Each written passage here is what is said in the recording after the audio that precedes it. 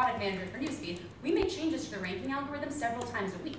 Most of them are small, they're focused on improving the way we identify clickbait in a certain language, or improving coverage across a certain type of tactic or pattern. But the announcement that we made in January was really significant, and it was significant because it was Mark changing the goals for our product teams from a goal that was primarily about engagement to a goal that was focused on creating meaningful social interactions.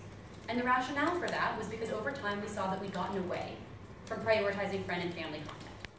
And we heard the feedback loud and clear from our community that they were unsatisfied and unhappy with that. And so, as part of the focus on friends and family, there is pressure on content from public pages.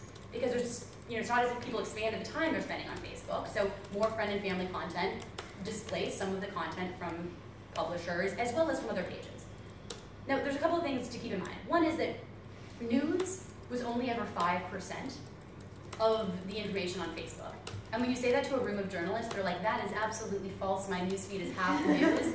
And that's probably because your newsfeed is probably half news, because you're journalists, you probably read a lot of news. But for the average people on Facebook, news makes up 5%. And what we shared in January was that that number was going to come down to closer to 4%.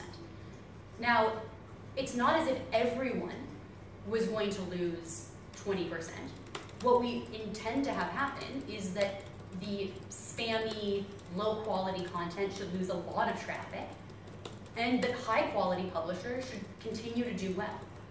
Now, have we executed perfectly on that for all publishers? There's certainly variation, right? There's a lot of variation, as you know, from your own stories that you share, week to week, month to month. I mean, and one of the things that comes down to is just inventory and newsfeed, right? If you share an article on Mother's Day, it's probably not going to do well unless it's about Mother's Day, because there's a bunch of friend and family content that's really engaging and relevant for people that's shared then.